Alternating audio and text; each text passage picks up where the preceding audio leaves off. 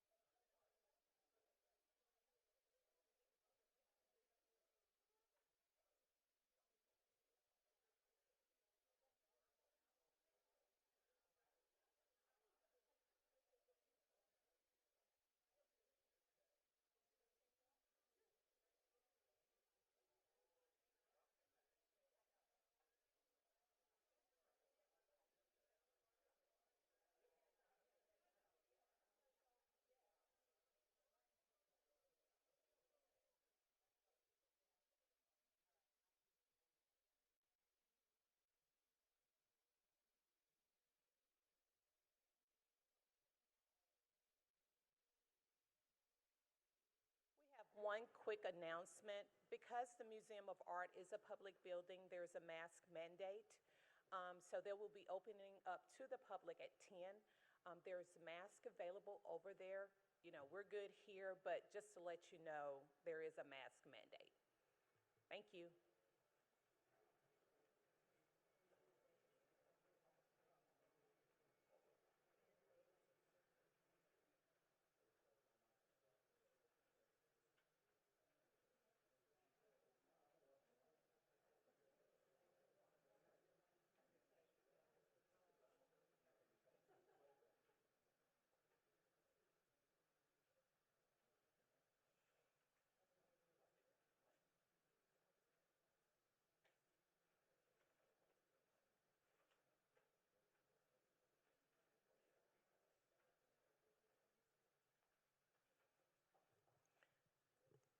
Good morning again.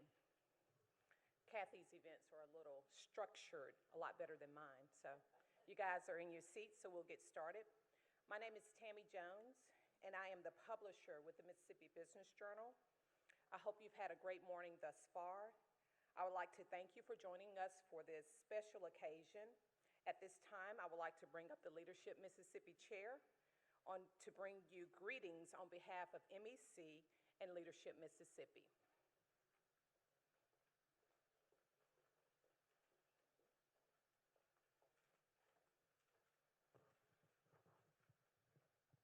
Thank you, Tammy. Good morning, everyone. One more time. Good morning. There we go. That's a little better. It's a beautiful day outside. We're all here congregated together. It's the end, finally, of the program. So welcome and good morning, class.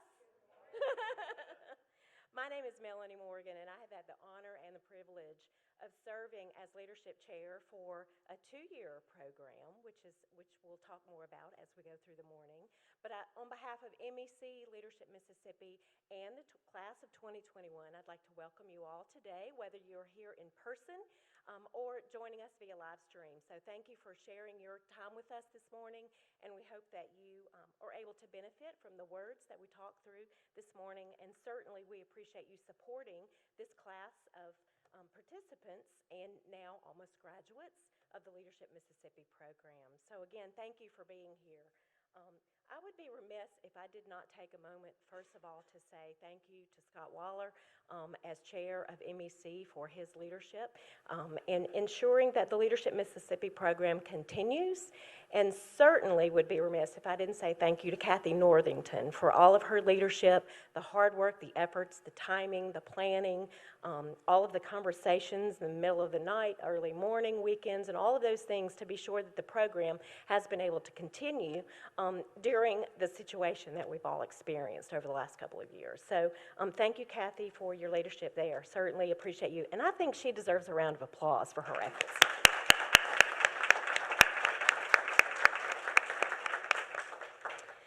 I would also like to thank and acknowledge all of those Leadership Mississippi alum, graduates of the program in prior years. You know, Leadership Mississippi is the second longest running leadership program in the country.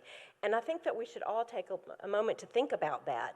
in the country, the second longest leadership program. So Mississippi has been at the forefront of training leaders, bringing together emerging leaders and educating them and helping to ensure that leadership efforts permeate throughout the state. And not only that, we have had graduates who have gone on and now are in important positions throughout the country. And that just wouldn't be possible without the efforts of MEC and the Leadership Mississippi program. And those alum who support the program by paying dues and by participating and doing things throughout the years to help support, whether it's being speakers at events throughout the year or coming to graduation, encouraging people to be participants. I dare say many of those that are sitting here today had the opportunity to talk to Leadership Mississippi participants previously who encouraged them to apply and to become part of the program. You didn't know what you were getting into, but of course the world didn't know what we were getting into at that point. But hopefully they've been able to take away from this extended time period certainly new relationships and new thoughts and new ideas and new conversations that will be able to either continue or be started because of their participation in Leadership Mississippi. It has been an unusual program. I can't even really call it a year because it's been years. We started this class in January of 2020, and so we are now here in December of 21. So it's truly been a 2-year program. So a lot of flexibility on the part of the participants for sure, and those individuals, the sponsors who have sponsored our program throughout this time, we certainly appreciate them as well and want to thank them for all that they have done to continue to support Leadership Mississippi. I appreciate, again, everyone spending the time with us today, and most certainly the participants. I congratulate you on finally making it to this day. We all kept wondering when it was ever going to happen, and we certainly are happy to have you here today and have the great show of support that is here today to signify that they are invested in you and supporting you in your efforts to further yourself as a leader throughout your current position, throughout your community, and throughout our state. So thank you and congratulations to you all. And I look forward to being able to help Kathy hand you certificates in just a little while.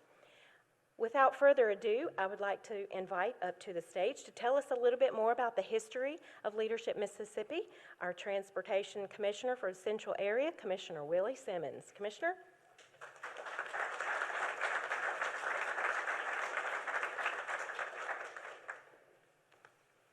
Good morning.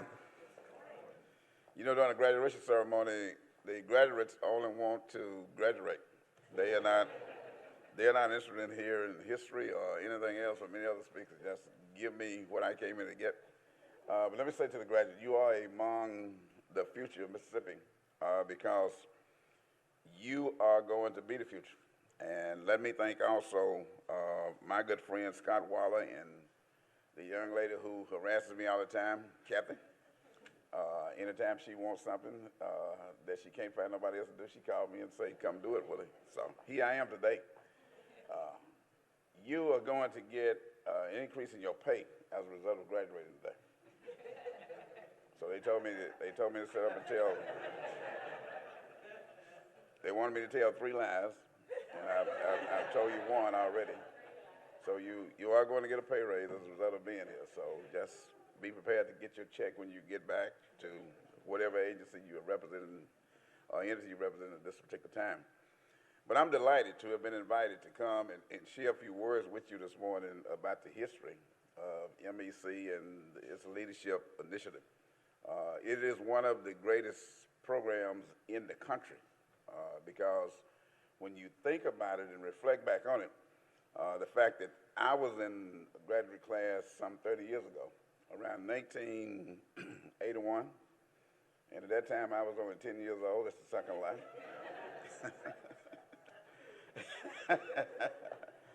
So I'm here today to let you know that you can start early in life, even as a teenager, and go through the MEC leadership program, and as a result of it, you grow to become something differently. I can reflect. We were in a place up in northern Mississippi because we didn't have any restriction due to the pandemic like you're having today. So we was free to roam around the state of Mississippi. And it was one of my first opportunities to visit the northern eastern part of the state of Mississippi where we were. We was at a place, I believe, called Olive Branch, at a real nice Holiday Inn hotel, and we went there for a couple of occasions. And as a result of being that close to Tennessee and Alabama and Mississippi, we just got a little bit confused, and we imagined big things to occur. So the projects that we put in place and went out and did, similar to what you have done over the past few years, was to change Mississippi. And as a result of it, we changed Mississippi to make you great and put you in a position where going forward, Mississippi is going to be even a greater place because of your leadership and experience here. But that was a great experience for us to have in that regard. I would just say to you, because of the leadership program and the things that we did, it was a very good opportunity for us to collaborate and network. And we saw coming out of that program that I was participating, individuals that go on to become leaders of the state of Mississippi, like the person who became the director of PIA. And PIA, if you don't know what that is the legislative arm of investigating the legislative and any other thing that legislators want you to investigate, came out of that class. We had bankers and others just like you have in your class. So it sets the tone for your moving and doing what you want to do. We have seen Secretary of State, we have seen many legislators who went through this program and went on to become great legislators and contributed much. I am, again, one of the graduates, starting off as a teenager in the field because it was so long ago, 1981, and went on to serve in the Senate for some 26 years. And you can read about some of the things that I've done. I won't get into telling you that because I'm supposed to tell you the history of the organization and your leadership program. But went on also to become the very first person from the Mississippi Delta. And I'm going to attribute that to leadership now. That's not a lie. That's the truth. Okay, I'm going to attribute it to going through this class that I became the Commissioner of Transportation for the Central District in 2019 election and was sworn in 2020. So just as I and many others have gone on to become legislators and Secretary of State and Commissioners of Transportation and other positions, mayors, corporate leaders in the private and the public sector leadership, you too are going to go on and make great things. We challenge you today as I get ready to take my seat to be the best leaders that you possibly can as a result of going through this organization. And in being a good leader, it means that you're going to be a leader who can lead and follow. You're going to be a leader who has the ability to speak with empathy and also listen with empathy. It's going to make you the kind of a person that we in Mississippi will be very proud of. So once again, congratulations. I know you're going to do a great job. And if they don't give you your check when you get back to the office, call Kathy and Scott. And they will have the chief of police and or the sheriff to come out and that's the third line. Thank you, and I take my seat.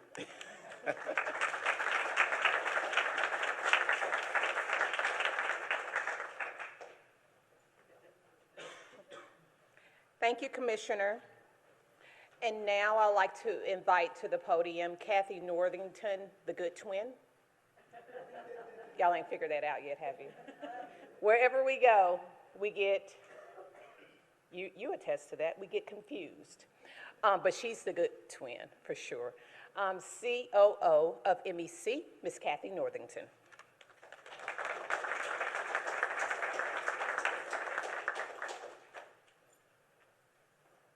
Tammy, first of all, I want to talk about the commissioner.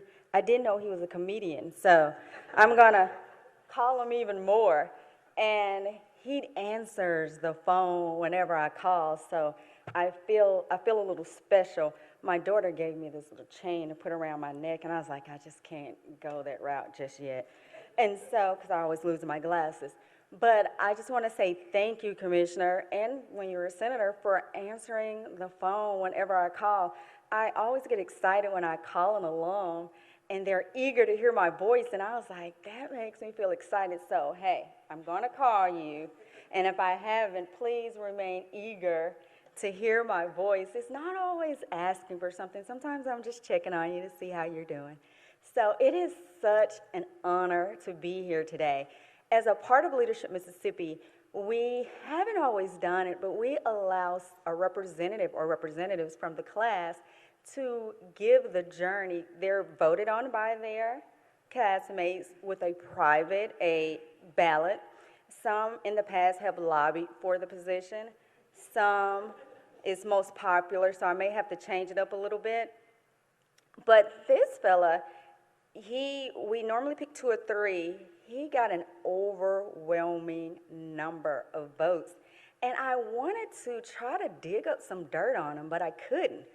I stalked his Facebook page, and when I called his military buddies, they were giving me all these codes, and I was like, what does that mean? And I didn't want to mess it up. So, like I said, I stalked the Facebook page, did a little recon, and to see something about this guy, and on his page, I saw a post that kind of caught my attention, and so I did my investigative work, and I noticed that this person was mutual friends with some Leadership Mississippi alums I knew, and I called him, I said, I need to talk to this person. And so she said, I know her very well, so I talked to him. We talked for actually 45 minutes on the phone, and when we got off, she said, let me put all my thoughts together because I just love him so much, and I'm so proud of him, and I'll send you something. So a few notes. Well, I got the notes last night about midnight, and I was going to make some changes. I started doing it myself, but I was like, I'm just going to read her email to you. Are you guys okay with me reading that bio? And I know he's like, who is this person? And she put in the email, you may say he was a born leader. At 10 pounds, 12 ounces, Andy was one of the largest babies our mama doctor had ever delivered in our hometown of Natchez, Mississippi. That was about 46 years ago, December the 7th. He just celebrated a birthday. And Andy has continued to lead that way ever since. Some of his leadership experience is lighthearted, like being chosen for the starring roles of Squanto and Santa Claus in school plays at McLaurin Elementary. It was in the second or third grade, however, that Andy's leadership took a more serious turn. That's when this tender-hearted young man successfully stood up to the class bully. And Andy was the kid who made all A's without studying. He liked to hunt and play video games. He pestered me and our 2 sisters, Mario and Kathy with a C, I mind you. She told me that. She's like, your name is with a C, like my sister. And when he was in high school, he couldn't wait to save up enough money from his job at the local gas station to buy a huge Chevy Silverado. Like our father, he could work math problems in his head, and he also, like Daddy, Andy grew up and joined the Mississippi National Guard. We lost Daddy to lung cancer in 2002. Andy was about 26 years old, not yet married, not yet a father, and suddenly he was the head of our family, helping to make necessary but difficult grown-up decisions. Andy eventually formed a family of his own when he married his beautiful wife, Jennifer, 19 years ago, and he is devoted to her and their 3 children, Andrew, Anna, Kate, and Abigail. When I was a single parent, Andy also served as a father figure to my 2 daughters, and even now that I'm remarried, I still seek to my brother's counsel. He gives me excellent advice and rarely loses his patience, for one exception. I'm directionally challenged. You see, I used to call Andy from the side of the road, sometimes several states away, assuming that because he was a pilot, he could help me find my way. One Sunday afternoon, I was lost in Birmingham, or maybe it was Atlanta, when he finally put his foot down, told me to look for the closest Walmart, and said to go buy myself a road atlas. We still laugh about this tough love, especially knowing that I still get lost with my GPS. We also have a silly tradition. Neither of us remember how it started, but every time our families get together, we make what we call Jenny faces. I got pictures. Sort of like duck faces, and take pictures. Our children and spouses sometimes get in on the act, and we even did this on Uvo, Skype, FaceTime during Andy's 3 deployments. As important as family, fun, and work are to Andy, so is helping others. He's been on a mission trip to Belize, participated in push-up challenges to raise awareness for veteran suicide, volunteered for kids' annual training, and helped with Christmas drive for underprivileged children. He is a genuine, kind, and humble, true servant leader. His wife, his sister, he's the baby boy of 3 sisters, and she raved about him. And she said, "Don't make me start crying." I was like, "No, you don't make me start crying, because I'm not a crier." I am truly honored to introduce to you the class representative for the leadership class of 2021, and I feel like I'm a part of the family because I really talked to her for about 45 minutes, and she said, "Lock in my number," and I said, "You lock in mine." And we are going to have a great time hearing more Andy stories, and I think I want to get invited and be a part of that Jenny Face. And she said she's the only one that calls him Bubba. Please join us to the stage, Bubba Andy Ratcliffe III.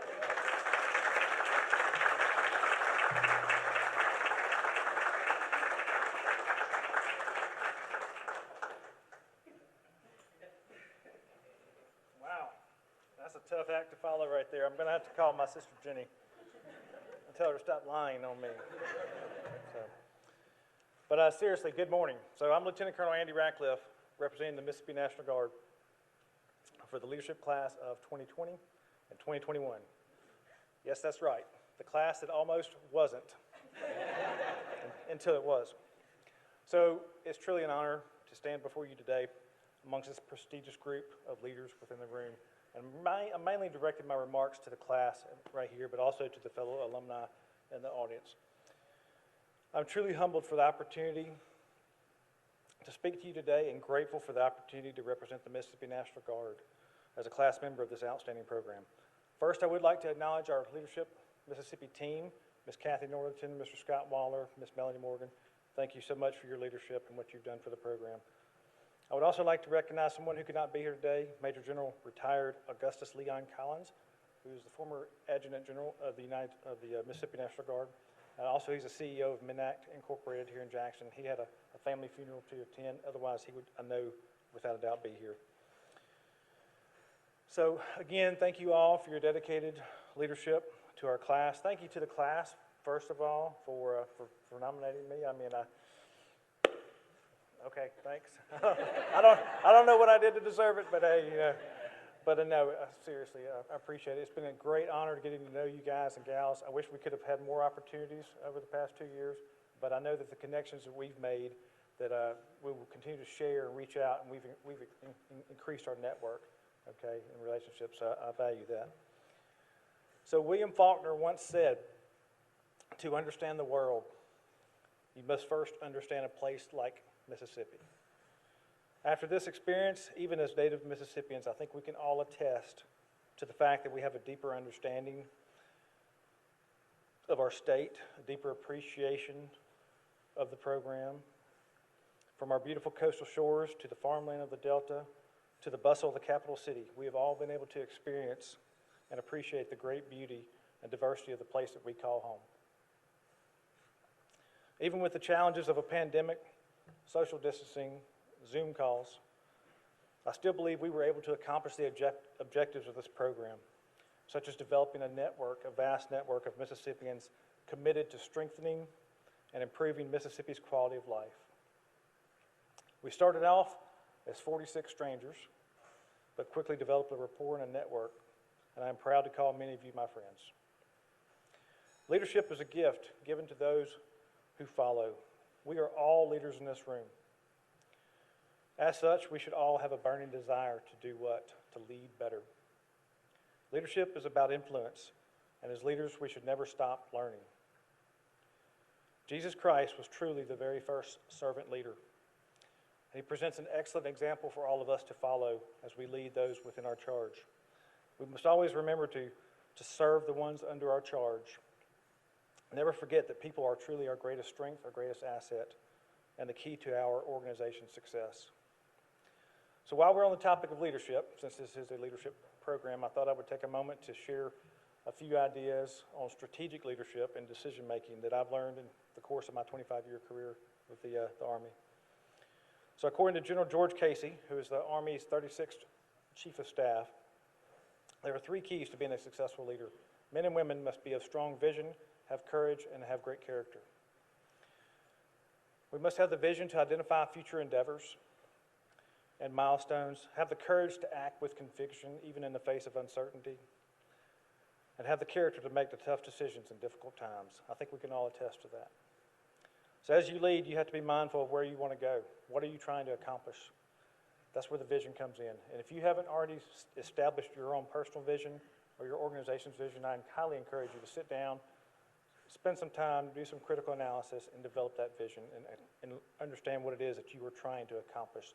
And then from there, you can craft a strategy in order to achieve that. Secondly, you must have that courage to lead. We can all attest, I know I can personally, that it is hard to lead successfully. There's a saying in the Army I learned a long time ago as a young company commander, that it is lonely at the top. Who's heard that before? Right? And truly, when you're at the top, you don't have a lot of friends, and the friends you do have, you must choose them wisely. So often as leaders, we have to make difficult decisions, and that's where the courage comes in. Sometimes we make those decisions that others do not like. They're not very well received. Sometimes we make wrong decisions, right? But at the end of the day, do not be defined by your failures, right? You learn from them and you move on. Finally, we have character. So in the Army, we have 7 prescribed core values that spell out the word leadership with a couple letters missing, because everything in the military has to be an acronym. Right? That's the way we remember it. So loyalty, duty, respect, selfless service, honor, integrity, and personal courage. So let those 7 values sink in for a minute. Let them marinate with you, because each one of them has a distinct characteristic that means something to me, that means something to us as leaders. And recently, we actually, the Army, added an 8th value to and they haven't figured out how to way to add it into the acronym, but it starts with an H, and we already have one of those. It's called honor, but the new value, the 8th Army value, is now humility. And I think we can attest that being humble, right, goes a long way, being empathetic to others within our charge, looking at things from their point of view. And as we remember from our very first session when we had a life coach, we talked about emotional intelligence, right? And that is another key of being a successful leader, I do believe. So finally, we are all aware of some dark times in our history of our state that we continue to acknowledge and rectify. But today I would like for all of us to keep an eye on the future, right? Always look forward. I'd also like to issue each of you, my classmates, and for those listening on live stream as well, issue a charge, right? Continue to elevate the image of Mississippi, right? In all that you do, all that you say, all that you post online. We have so much to be proud of as a state, so much history, so many wonderful things are in this state where I truly believe we are higher up than 50. We are number 1 in so many areas. We have the Harbor Lights on the Gulf Coast, which is in the top 10 of the ranked places to go in America. We are a destination state. We have so many things to be thankful for. So I charge you all as classmates, as friends, continue to elevate our state. Now I'd like to leave you all with an unpublished poem that was written by a high school history teacher from the Pine Belt named Joanne Sellers.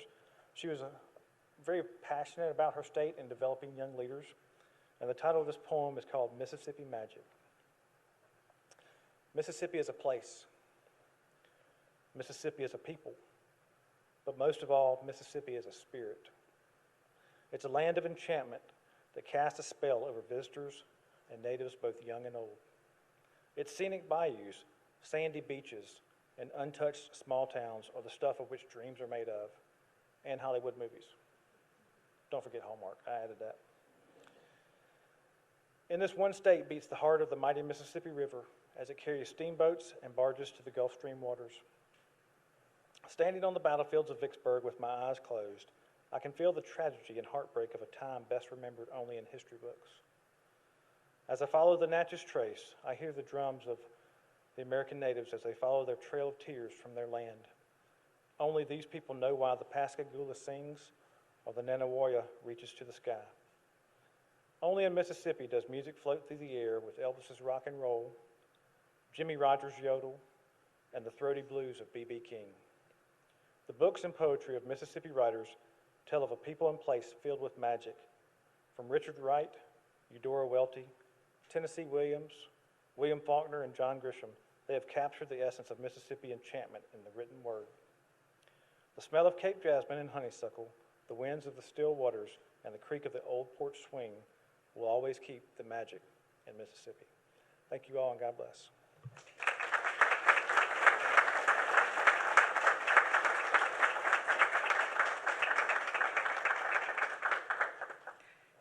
Thank you, Andy, and that was a great speech. So I've noticed thus far there's a trend in the program. All of the presenters are Leadership Mississippi alumni, which shows it's a group that continues to support this program even after graduating.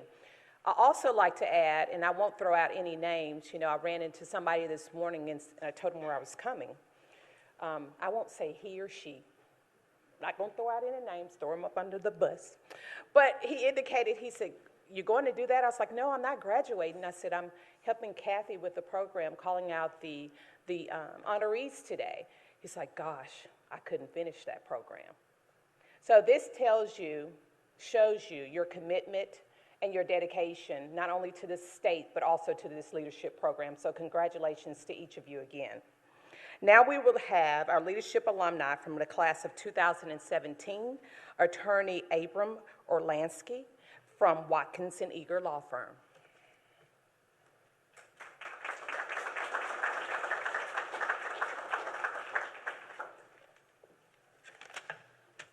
Graduates, thank you for allowing me to be here today, and Kathy, thanks for inviting me to introduce my friend, Rebecca Wiggs. I was a member of class of 2017, as you just heard, and remain in contact with many of my classmates. I realize that's not that impressive, it was just 4 years ago, but we are still close and still remain in contact, and have been very impressed with some of their accomplishments, even though it was so recent. And, despite having lived 31 of my 37 years in Mississippi, I really can say with honesty that I didn't have a proper appreciation for our whole state, its challenges and its opportunities until that experience here in Leadership, Mississippi. So thanks to Kathy and staff for that as well. Okay, so quickly, show of hands. Who's a fan of Ted Lasso? Okay, all right. If your hand's not up, we need to talk. But one of the show's thesis statements is that a person can be successful in a highly competitive field without losing sight of the value of kindness. That kindness and mentorship can in fact be assets, even in professional fields that seem to be rather cutthroat. Rebecca Wiggs embodies those noble sentiments. While it's not Premier League soccer, the practice of law is inherently competitive. Rebecca's tried over 40 cases to jury verdict and represented a wide variety of clients in highly contentious litigation over a distinguished career in the law. Partly in recognition of those accomplishments, the Mississippi Bar recently presented her with the 2021-2022 Susie Buchanan Award for outstanding achievements and significant contributions to the legal community. But that award was also explicitly given for, quote, her devotion to mentoring new lawyers. 10 years ago, I was one of those new lawyers whom Rebecca was devoted to mentoring. Before that, I was the child of one of her law partners and repeatedly benefited from Rebecca and her husband Mark's kindness and generosity. So I can say from personal experience that she's a deserving recipient of the Buchanan Award and a perfect choice for your guest speaker today. Please join me in welcoming Rebecca Wiggs.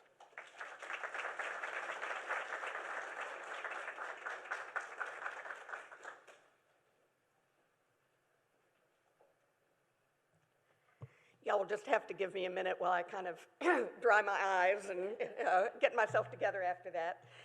I've known Abram literally since before he was born.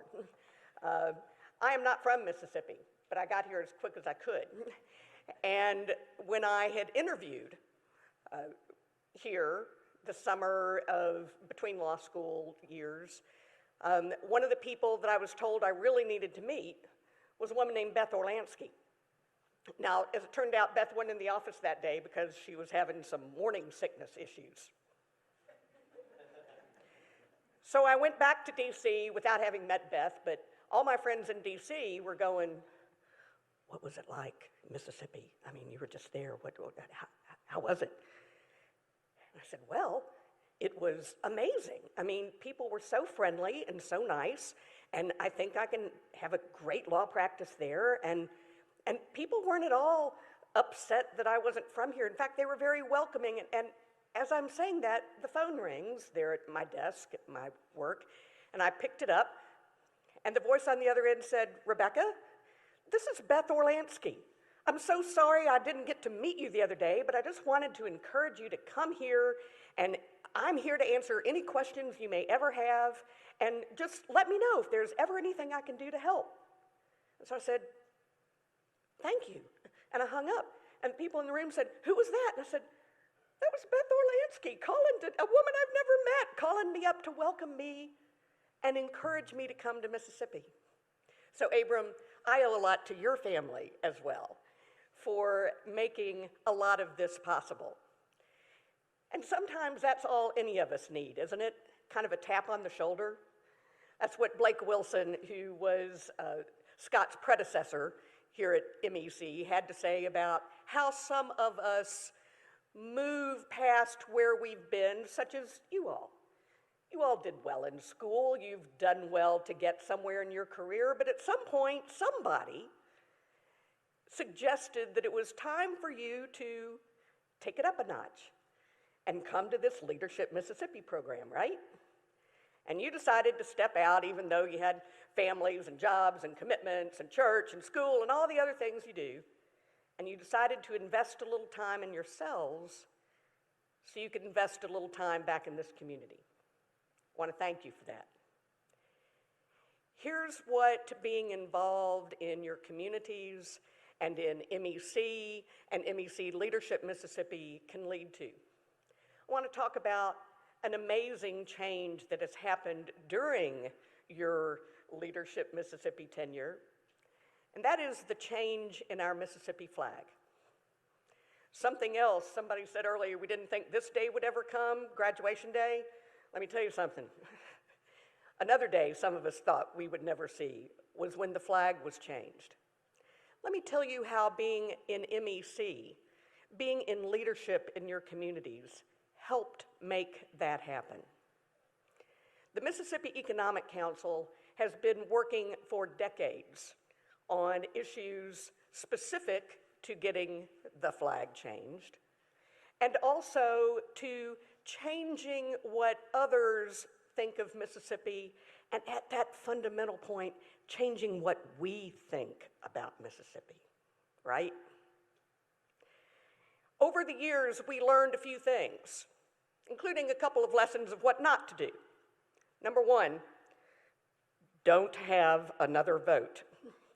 There are still people in Mississippi Economic Council leadership from a couple of decades ago who would run screaming from the room at the idea of having to have another referendum. That didn't work so well. So we thought, all right, we learned that lesson pretty well, so let's not make the same mistake twice. Isn't that what leaders do? You learn from your mistakes. We learned from that one. The other thing we learned was a little more subtle. We learned this by doing polling. And that was, don't get bogged down in what replaces the old flag. Because once we go there, we start getting divided. And a community divided doesn't get much done. So we learned we needed to stay focused on one simple task, and that was bringing down the former flag, period. So we did a lot of work in our messaging and trying to make sure that that was all we were hoping to accomplish, because without that, nothing else could follow, right? So focus was a part of what we learned. Andy, you mentioned imagination and imagining what can be. Back in 2016, MEC leadership decided that in honor of Mississippi's bicentennial, we would create a bicentennial banner. It was just that. It was a flag, except in flag lexicon, anything with the writing on it is not a flag. So it was a banner, and it had the dates, of the bicentennial, and we made it available for free with the only proviso being that you had to fly it. If you were going to take one, please run it up a flagpole. And people did. And that simple thing allowed people to start visioning, okay, what might a new flag look like? We made it happen for a year. Bicentennial banners were everywhere. I saw a raggedy old one the other day when I was driving around. Somebody still had it faded now on a flagpole, but because I knew what it was, I recognized it. Give people some idea of what change might look like. Here's another lesson we learned, which was kind of hard for the Mississippi Economic Council, the room where business leaders get together, and that is that changing the flag is not just a business decision. Yeah, it was good for business, and we tried that the last time too. Oh, it'll be so much better for business. We can bring businesses here. I believe that's true. But as a litigator, I've learned this. Why didn't I speak up earlier? I don't go into courtrooms and tell juries that they need to make their decision based on what is the best business decision for the parties that are at issue. Do I tell them that? No. What do I tell them? It's a heart story. I've got to tell them a story. I've got to tell them a story about people and why this particular set of people in this particular moment deserves their attention to make a decision this particular way. I have to introduce them to my client. My clients are usually corporations and businesses, so it takes a little extra work for me to put a human face, but it can be done. I have to tell a jury a story. Because here's something else we learned at MEC about changing the flag. Once we tell people a story, once we make it real, once we make it about people, we've got a chance. Some of our polling told us that, you had people on the flag who, no, we're never going to change it. And other people said, absolutely, we must change it. And over time, as we kept polling and kept asking questions, we learned that there was a little group in the middle. Not a big group, but it was a big enough group that if they decided to change, we'd have a majority. You know what that group told us? That group told us, well, I don't know about the flag, but if I knew somebody that the flag really mattered to and that changing it really mattered to, well, then I would want to do that to help my friend. I would want to do that to help the people who are parents of my children's school. I would want to do that to help my neighbor. I would want to do that to help my coworker if it mattered to them. So now we had it. We had the secret weapon. This is how change happens. We have to tell a story about people to whom this matters. In Mississippi, I wonder who that might be. Football players, coaches, Baptist. I can say that because I am one. Once people who mattered started telling their stories, look at the miracle that happened.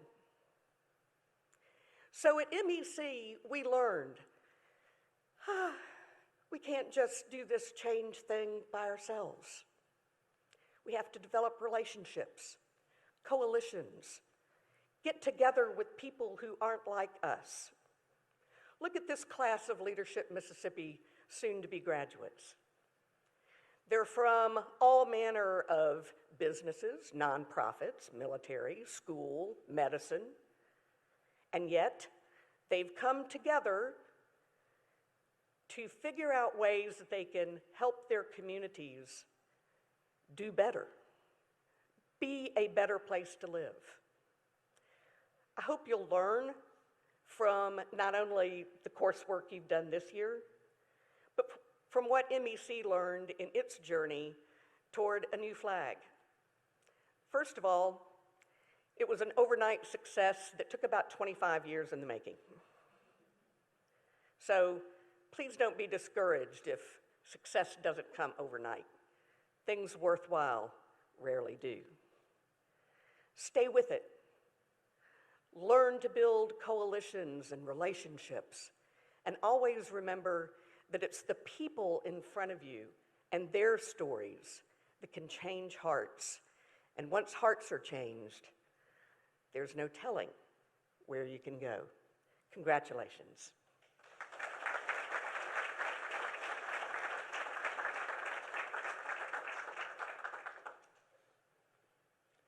Let's give Rebecca one more round of applause, please.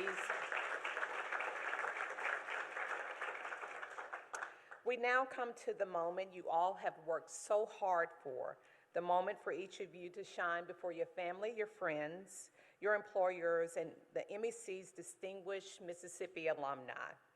It is my pleasure to call the names of the 2021 Leadership Mississippi graduates.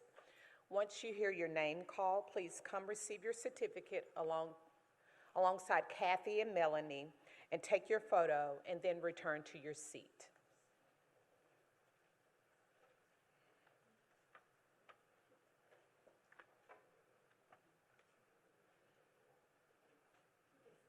Okay?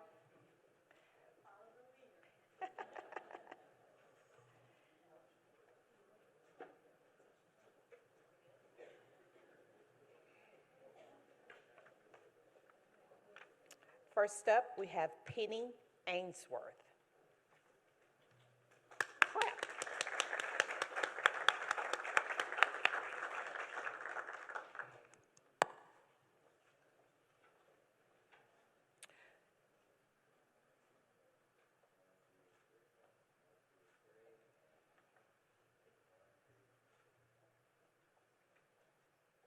Julia Bradley.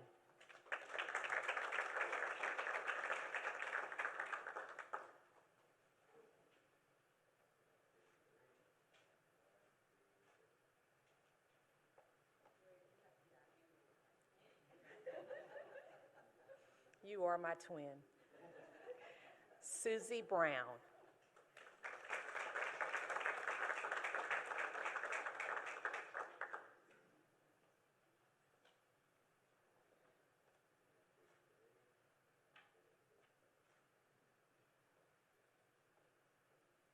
Justin Bruce.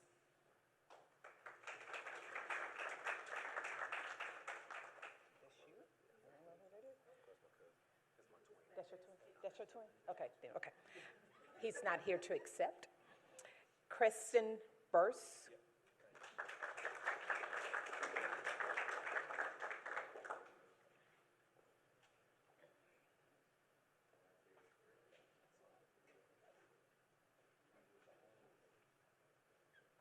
Douglas Cunningham.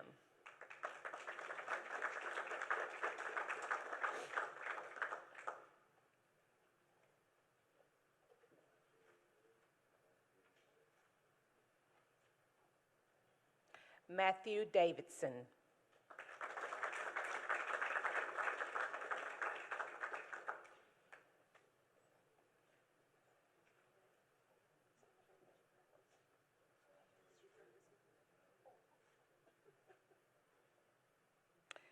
Kelvin Davis.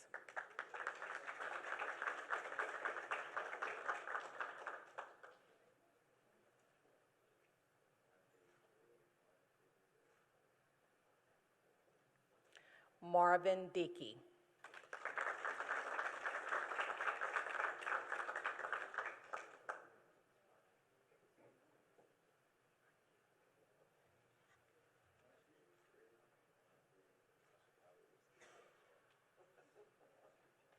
Jeremy Irwin.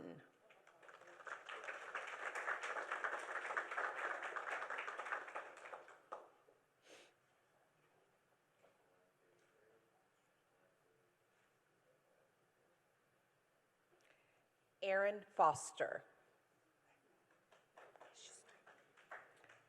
Elisa Fulton. Kathy, we're going to have to talk after this. Hadley Eisenberger.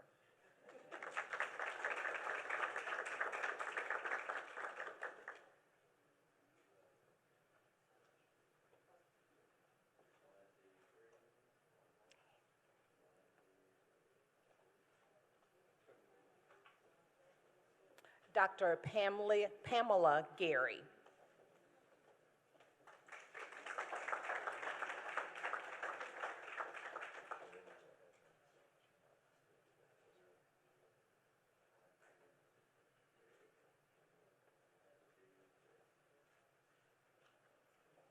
Sharinja Evans.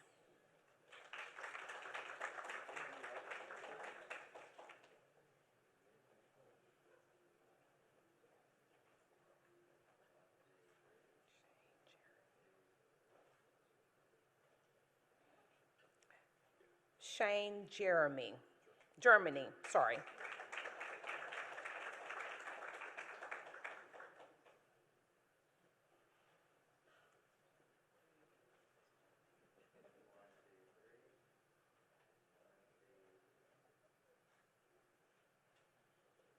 Matthew Grice.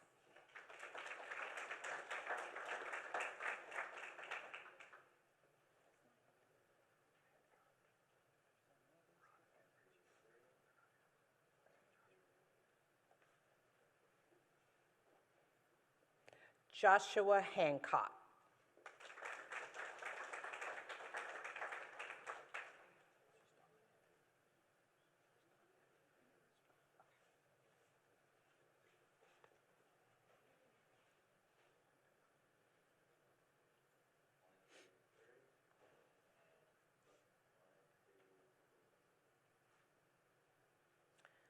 Don Hinton.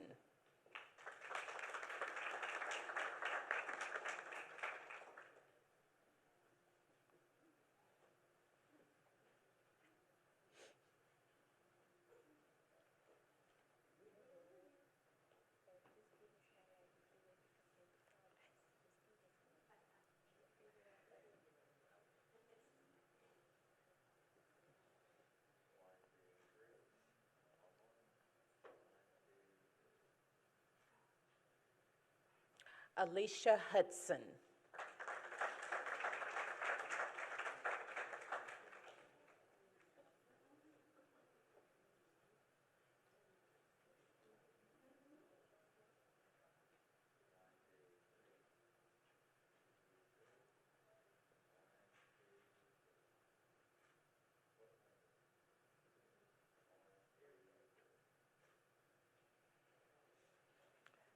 Michelle Kerr.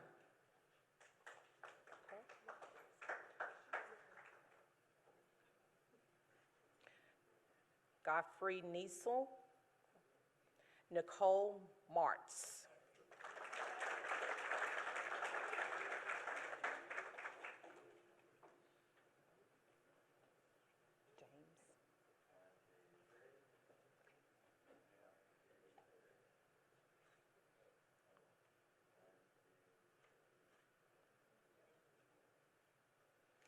Matt Mayo.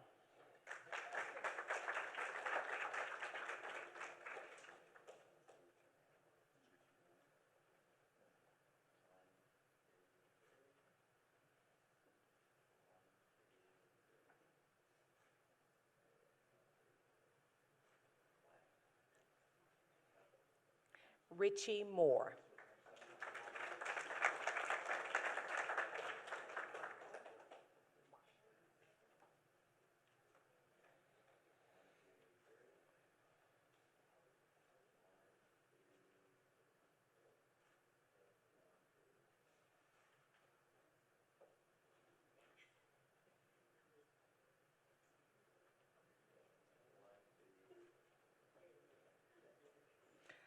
Michael Mosher.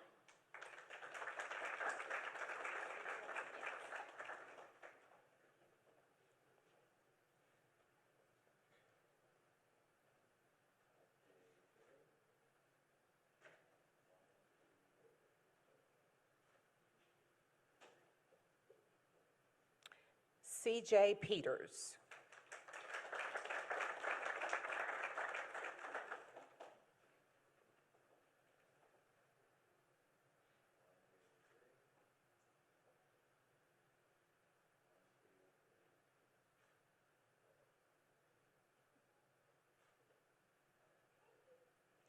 Christy Plotner.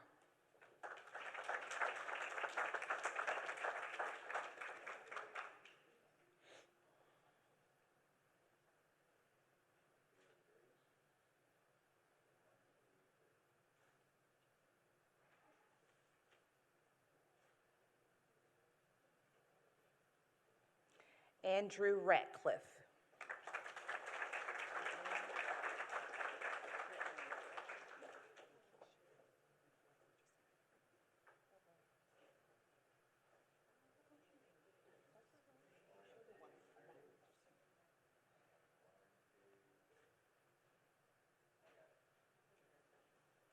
Lakeisha White Richardson.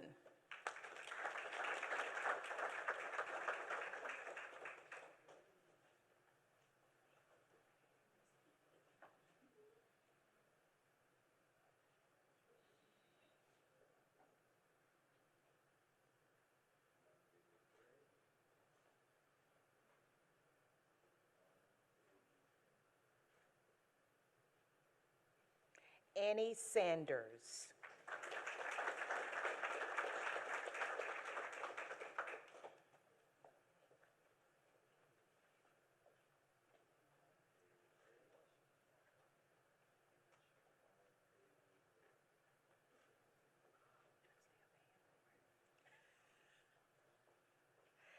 Dr. Tamala Shaw.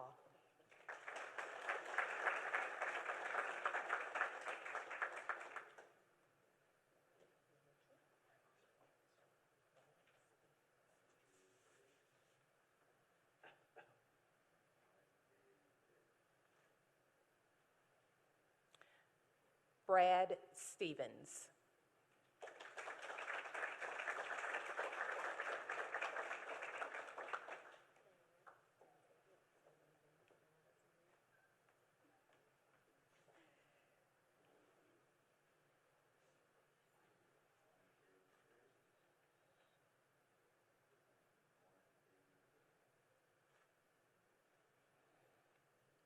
Laura Tinsley.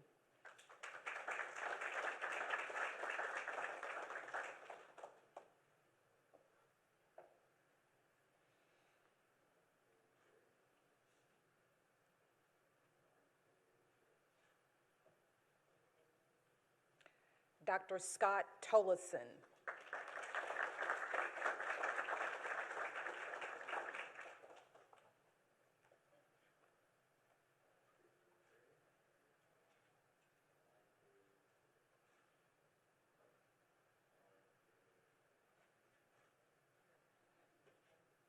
Tom Walker.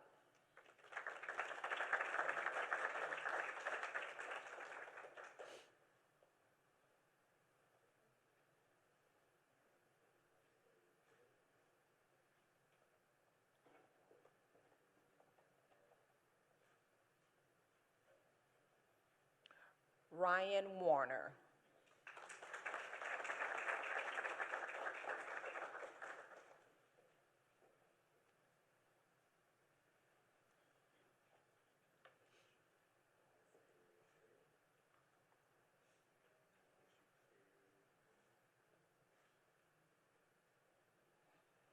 Luke West.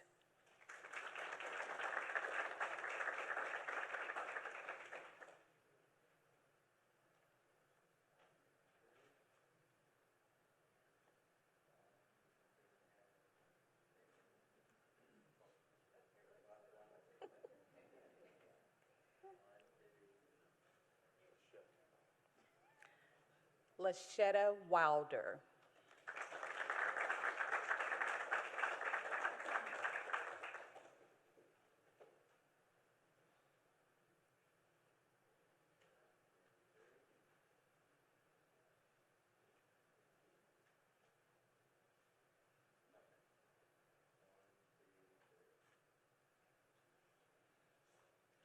Bryce Yelverton.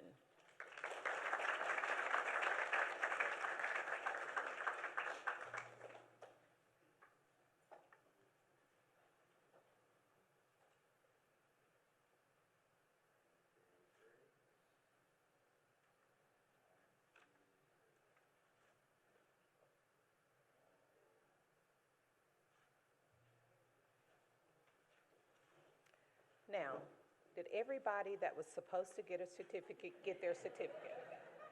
My job is done. I'm delighted to offer my sincere congratulations to all 46 members of the 2021 Leadership Mississippi class. This has indeed been an honor, and I will now like to invite to the program Ms. Kathy Northington for closing remarks. Thank you.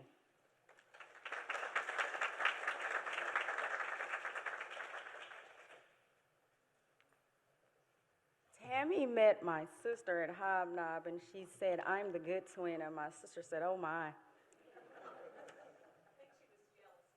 I think that's what it was. First of all, I would like to thank everyone here. Thanks to MEC President Scott Waller. He had an event, and he was like, "Kathy, I'm staying to support you to the end." He said, "I'll just be late to the other event." So thank you, Scott, for being here and supporting me and the program. If there's other MEC staff, thank you for being here and supporting the program and being a part of this event. Thanks to the alums for that's watching and listening in and those that are here. And these two ladies that were on the program, let me tell you guys, I have been with MEC. I'm just going to say to you that I remember planning my 30th birthday party at MEC, and my daughter made me aware a few years ago that I no longer can say I'm in my mid-40s. I have to say my late 40s. And so as long as I was there, those two ladies were around the table at MEC board meetings, and that's when it wasn't that diverse. And I remember a pastor said, "Success leaves clues."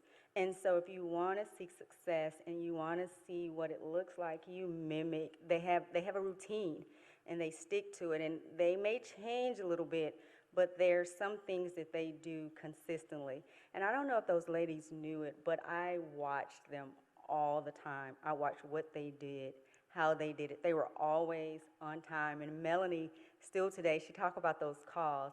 She'll call and say, "I'm just checking on you, seeing how you're doing. I'm here if you need anything." And Rebecca has always been that stern voice that has been the voice of reason. Someone I was talking to yesterday, because I was trying to get gifts together for them, and she said, "Rebecca is a great mix of mischief and sanity." I said, "I call that balance." And so the gifts that I had to give them, it's before 5, and so I'm not going to give it at the graduation. However, they're going to have it because I'm truly, these women have been amazing to me through my career, and they've helped me so much, and I continue to learn from them. Thank you. I was thinking last night, I tore up so many papers, and I was going through and I was looking, like, what am I going to talk about? What am I going to say in these closing notes? And I started looking back at old MEC files, and I started looking at old MEC reports and speeches, and I just kind of got a good bit of all of them, and I thought they were amazing, and they leave these success clues, and I figure, why not share what they've shared with so many people over the years, because what we're building on right now, 47 alums, second oldest program, this program is 47 years old, and the second oldest in the country, and we don't talk about the first one because we really don't care. And so when people say, we're not number one at anything, and say, hey, back up, we have the second oldest leadership program in the state, building leaders to talk about the great things we have in Mississippi. Whenever you hear me talk, I always talk about the 3 things that guide me to whatever I do, and that's my faith, my family, and my career. Over the past year, I would like to change it up a little bit and say my faith, my family, and my purpose. And those things are the things that guide me every day in that order. If it wasn't for my faith, if it wasn't for my kids, I wouldn't be where I am today. My grandmother raised me, and she would always say I would go to her house every day before she passed. She was right behind the stadium, and I would say, "Grandma, I'm going to take a nap, but wake me up because I have to get back to work." I was at MEC, and she had crisp, clean sheets, and she would never wake me up. And I said, "Grandma, I'm going to be late." And she's like, "You needed the rest. You work too much." And I was just talking about life, and I was like, "Grandma, I think I'm just tired, and, why am I always the person people come to? And she said, would you rather be on the giving end or the receiving end? Think about it. If you're on the receiving end, everybody doesn't have the same heart. And she said, things aren't always about you. The blessing is what you can do for others.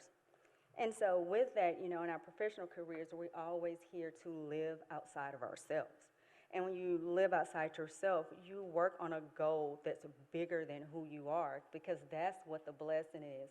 And when you find that you're doing things for yourself, that is not your purpose. That is your job or your career. But when you begin to live outside yourself, you start to understand what your true purpose is. Leadership, I have been given the privilege and the opportunity to stand before you and to stand before all the leaders of the state and be able to travel and be able to call on a Commissioner Simmons and they still answer the phone. That is not an opportunity and a privilege that others have. You have been given the privilege to have the opportunity to come get this professional development, to network with leaders. Everyone doesn't get that opportunity. Be grateful for that privilege and that opportunity that you have. Your work as a part of a Leadership Mississippi program must be about how to reach common ground in which you can find solutions. You must work together to break traditional barriers and think differently than we've ever thought before. I challenge you to look beyond yourself. Do not passively accept the course of events. Instead, actively work to influence the nature of things and anticipate and control the direction of the path. Set your sights on what you can accomplish. Look beyond what has been done and look to what you can do. As Mississippi moves forward, we must have bold, courageous leaders willing to sacrifice, leaders with conviction, leaders willing to stand out, and leaders willing to take risk for what drives their passion and their purpose. You've heard from some amazing speakers. You have been in the midst of some amazing speakers. When there's one or two, you can do amazing things. Thanks for that loyal group that has been with us to the end. You have did everything you could to be here, to be at every session, to be at every Zoom. Some I know you couldn't make it, but there were a loyal few. You have made my day. You made my year, and I thank you, and I appreciate you for it. What I've learned in Mississippi, in our Mississippi, this is the way we must apply our knowledge, what we've learned. I look forward to working with each of you together as we realize our full potential to make our Mississippi a great Mississippi for everyone and make what we do here ring out to other places around the state. Thank you. I hope you enjoyed your time in Leadership Mississippi. And for the 100 calls I got to say, are we going to have lunch? We're going to have reception. We're going to have reception food in the Yates room. I am here if you guys want to take more pictures, Snapchat, what we're doing here, Twitter, and tell them that we do have a number one and a number two. And it's this Leadership Mississippi program, and we're excited to call it our Mississippi and our Leadership Mississippi program. Thank you. You guys be safe driving back, and it has been a great day, an amazing time with each of you. You're dismissed.